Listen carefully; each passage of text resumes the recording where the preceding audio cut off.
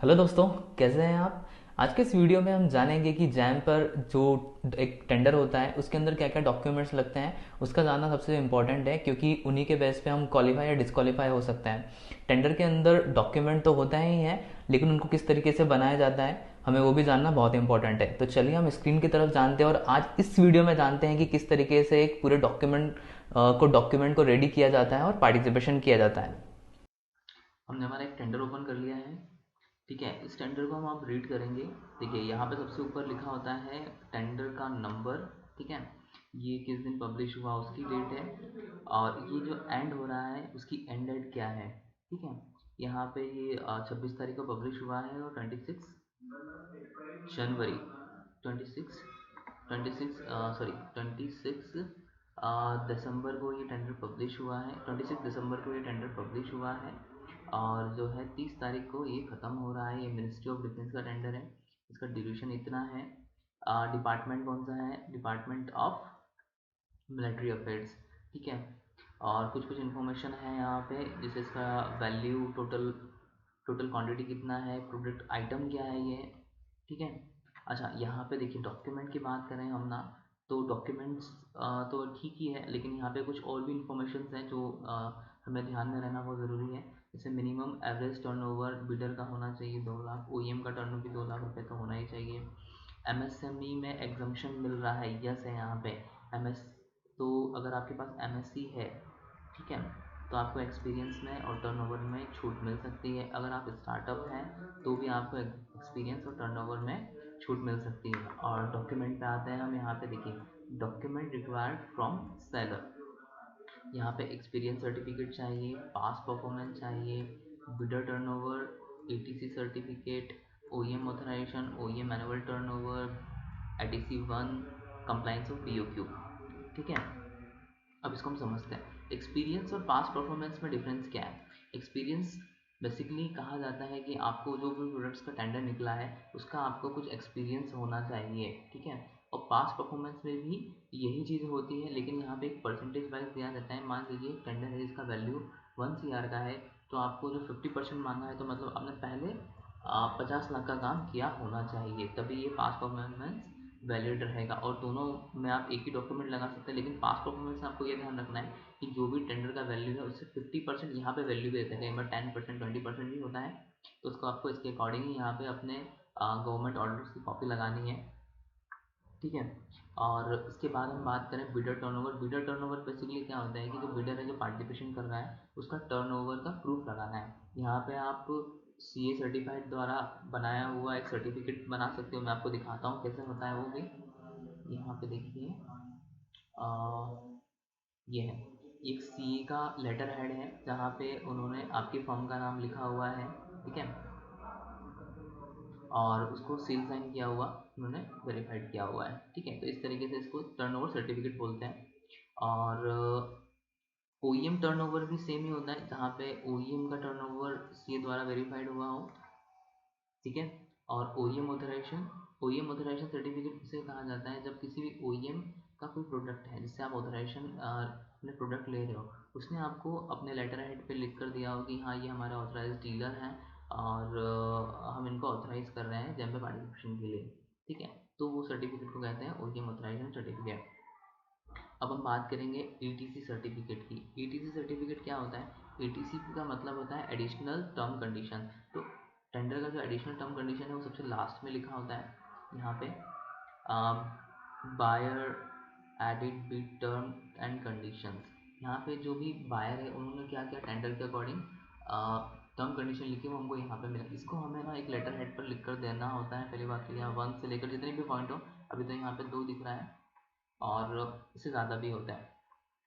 अब देखिए कई लीडर्स बोलते हैं कि यहाँ पे हमें ATC 1, ATC 2, ATC 3, ATC 4 ऐसे नंबर ऑफ ज़्यादा भी रहते हैं। तो उस कंडीशन में हमें क्या करना होगा? तो उस कंडीशन में बेसिकली उन क्या होता है, एडिशनल 1, एडिशनल 2। यहाँ पे क्या होता है, यहाँ पे देखिए एडिशनल 1, एडिशनल 2 में ना यहाँ पे जो भी शर्तें रहती हैं, जो भी एडिशनल कंडीशंस रहती हैं, वो हमको यहाँ पे पुट करनी होती है। मतलब वहाँ पे हमको उसका डॉक्यूमेंट बना के लगाना होता है। कई बार देखिए वर्ड फाइल है ये, अब इस वर्ड फाइल के अंदर भी कोई जो बिडर बायर है वो डॉक्यूमेंट फिल करते हैं, तो आपको उनका फिल एक बंच बना के वहाँ पे लगाना होता है। ठीक है, अभी हम ये डाउनलोड करके आपको बताएंगे। ठीक है, इसके अंदर एक वर्ड फाइल रहती है, उसके अंदर उन्होंने अलग से डॉक्यूमेंट दिए होते हैं, अभी इसे हम डाउनलोड करेंगे। डाउनलोड हो चुका है। ओके, इन्होंने पूरी पीडीएफ फाइल अटैच की है यहाँ पे। ये देखिए, यहाँ पे हमको इसको पूरा रीड करना है, 26 पेजेस का है ये। इसको रीड करने के बाद ही हमें इसमें जो डॉक्यूमेंट दिए हैं वहाँ पे एडिशनल वन में हमें इसको सबमिट करना है। ठीक है, और अगर लास्ट में मैं बात करूँ बीओक्यू कंप्लाइंस सर्टिफिकेट क्या होता है। BOQ compliance, the compliance of BOQ specification supporting document. BOQ compliance certificate documents में बेसिकली जो भी आप प्रोडक्ट सप्लाई कर रहे हो उसके स्पेसिफिकेशंस क्या हैं, क्या मैक मॉडल है, क्या एसेसरीज है, उसकी सारी इन्फॉर्मेशन आपको वहाँ पे प्रोवाइड करनी पड़ेगी जो भी आप वहाँ पे सप्लाई करना चाहते हो XYZ। ठीक है, ये होता है इसका मतलब compliance of BOQ specification supporting document. ठीक है, इसके अलावा हम बात करें यहाँ पे टेंडर में हमें क्या क्या चीज़ें मिल जाती हैं। यहाँ पे देखिए bid to R A and, bid to R A इन्होंने नो करके रखा हुआ है। ठीक है, ये बायर पे डिपेंड करता है, वो यस या नो दोनों कर सकते हैं। और इसके साथ एक और चीज़ें होती हैं, वो ये होता है कि वो जो आर ए में पार्टिसिपेशन है आएंगे वो किस तरीके से आएंगे, तो उसका भी दो मेथड होता है, वो मैं आपको आगे बताऊंगा। ठीक है, यहाँ पे देखिए टेक्निकल एवोल्यूशन 2 days है, बिड टाइप है, 2 पैकेट बिड्स है। ठीक है, इसमें मतलब फाइनेंशियल भी ओपन होगा और टेक्निकल दोनों अलग अलग ओपन होंगे। ठीक है, ईएमडी इसमें नो है, ईएमडी नो है। अच्छा, यहाँ पे देखिए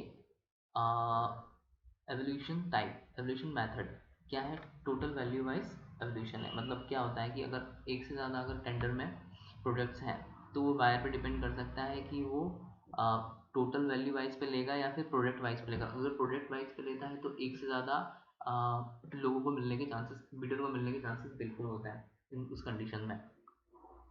ठीक है, अब हम देखते हैं ये कस्टम बिड है। ठीक है, मैं एक काम करता हूँ, एक टेंडर ओपन करता हूँ जिसको हम आसानी से समझ सकते हैं, उसमें और भी चीज़ें होती हैं। ये देखिए यहाँ पे ये टेंडर ओपन है, यहाँ पे भी सिमिलर सारी चीज़ें हैं वैसे ही हैं। अच्छा, एक चीज़ और दिखानी थी आपको यहाँ पे मुझे इस टेंडर में, यहाँ पे MIA परचेज प्रेफरेंस।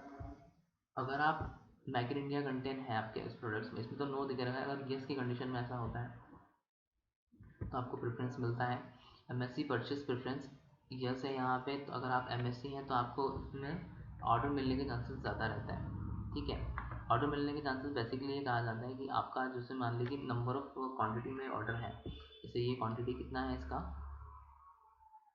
5580, 5580 का है, तो क्या होगा अगर L1 कोई ऐसा आया, ऐसी पार्टी ने पार्टिसिपेशन किया है जो MSC नहीं है और आप L2 हैं, जो आपको, तो आपको क्या होगा ना, जो इसका जो 15 से 20% ऐसा होगा पार्ट होगा जो आपको इसका ही मिल जाएगा, इसी ऑर्डर का मिल जाएगा, जैसे आपको एक्सेप्ट करना पड़ेगा। देखिए L1 15% आपको मिल सकता है अगर आपको L1 अगर नॉन MSC है और आप MSC में अपने ऐसा पार्टिसिपेशन किया है, तो उस कंडीशन में आपको जो टेंडर का है पार्ट वो है मिल जाएगा, मिल सकता है। ठीक है, तो MSME के बेनिफिट्स बिल्कुल होता है।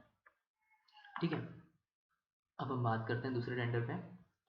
इस टेंडर में भी कुछ एडिशनल, देखिए यहाँ पे इसमें सबसे इंपॉर्टेंट चीज़ है ना, देखिए यहाँ पे उन्होंने क्या करा हुआ है, MIA परचेज प्रेफरेंस यस करके रखा हुआ है। अब उन्होंने यहाँ लिखा है MSC रिजर्व फॉर MSC। अब इसका मतलब क्या होता है, ये जो टेंडर है MSC के लिए रिजर्व है और जैम MSC उनको मानता है जो जैम पर एज अ OEM रजिस्टर्ड है। तो इस टेंडर में सिर्फ वही पार्टिसिपेशन कर सकते हैं जो एज अ OEM जैम पर रजिस्टर्ड है। ठीक है, अब ये प्रोडक्ट टेंडर है, यहाँ पे प्रोडक्ट की कैटेगरीज दी है, आप इसको समझ सकते हो। इस स्पेसिफिकेशन में कोई प्रोडक्ट अपलोड करना पड़ेगा तभी आप पार्टिसिपेशन कर पाओगे। ठीक है, ये तो आपको पता ही होगा। यहाँ पे देखिए और भी कई सारे अलग अलग डॉक्यूमेंट्स हैं, जैसे सर्टिफिकेट्स हैं, ISO है, और यहाँ पे दिया हुआ है इन्होंने क्या मांगा है इन्होंने, to the certificate should B,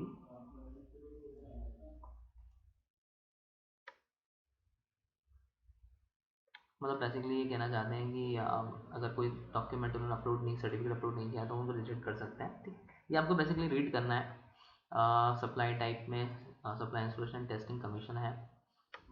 और ये इसका मतलब ये होता है आपको, देखिए, bidder financial standing, the bidder should not be under liquidity.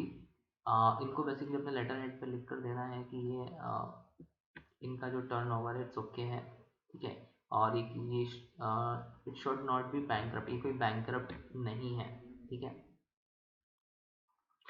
और एक ब्लैक लिस्टेड का भी होता है, कई टेंडर्स में मैंने देखा है कि वो अंडर ब्लैक लिस्टेड का डिक्लेरेशन मांगता है, ठीक है। किसी भी गवर्नमेंट ऑर्गेनाइजेशन द्वारा ब्लैक लिस्टेड तो नहीं है।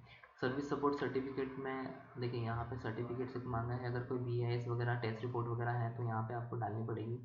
सर्विस सपोर्ट डॉक्यूमेंट में बेसिकली आपको अपने लेटर हेड पे कैसे सर्विस प्रोवाइड करोगे आप, उसके लिए आपको अपना एड्रेस, वहाँ का local number, service centre basically provide कराना है, उसकी डिटेल प्रोवाइड करनी है। यहाँ पे भी सर्विस सपोर्ट मैट्रिक्स में भी सिमिलर ही चीज़ें हैं, आपको telephone number, toll free number provide करना पड़ेगा जिस पे बायर बिडर को अगर कुछ प्रॉब्लम, बायर को कोई प्रॉब्लम हो रही है तो वो आपको कॉल करके उसकी प्रॉब्लम सॉल्व कर सकें, ठीक है। देखो एडिशनल टर्म कंडीशन यहाँ पे MI सर्टिफिकेट मांग लिया, और अलग अलग सर्टिफिकेट मांगे हुए रहते हैं, तो आपको इन सबको रीड करना होगा और उसके अकॉर्डिंग ही आपको पार्टिसिपेशन करना होगा, ठीक है। कैसा लगा आपको ये वीडियो? और मुझे बताइए अगर आपको कुछ भी डाउट होता है इसके अंदर, तो हम एक अलग से इसका पार्ट वीडियो बनाएंगे, या कोशिश करेंगे आपको कमेंट में आंसर मिल जाए, तो कमेंट्स याद से कीजिएगा और इस चैनल को जरूर से सब्सक्राइब कीजिए, क्योंकि हम जेम से रिलेटेड ही वीडियो बनाते हैं। और ठीक है, आप हमसे हमारी जो सर्विसेज हैं उसको भी ले सकते हो। इसके लिए मैंने कॉन्टैक्ट लिस्ट दी है, कॉन्टैक्ट डिटेल दी है अपने कमेंट बॉक्स में, ठीक है। आज के लिए बस इतना ही, थैंक यू।